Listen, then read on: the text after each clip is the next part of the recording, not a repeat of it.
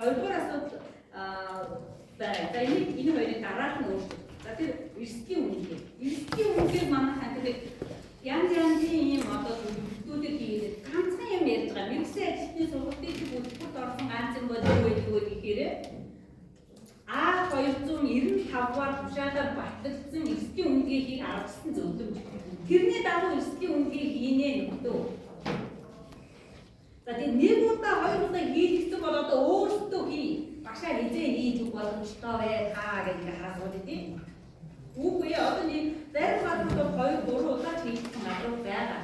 Тэгтээ сайн би 3 гэж хэлэхгүй. Яг нэг удаа эрсдлийн үнэлгээ хийлгэхээр яг нэг жил байрал болоод ямар ч эрсдлийн үнэлгээ хийж ийм байдаг юм гээд бүтэн жил төлөвлөх ажилдаа болчихж байгаа. Чагчаа үлгэрийг хийж өгөөд юм. Тэгтээ та нарыг сайжрахгүй байгаа байхгүй та нар өсөж хийхгүй байгаа шүү дээ. Эрсдлийн үнэлгээний хаатай. Тийм учраас зөвлөмжийнхээ дагуу эрсдлийн үнэлгээ нэг удаа хоёр удаа хийлгэсэн бол одоо өөрсдөө хийлгэж. А үнэхээр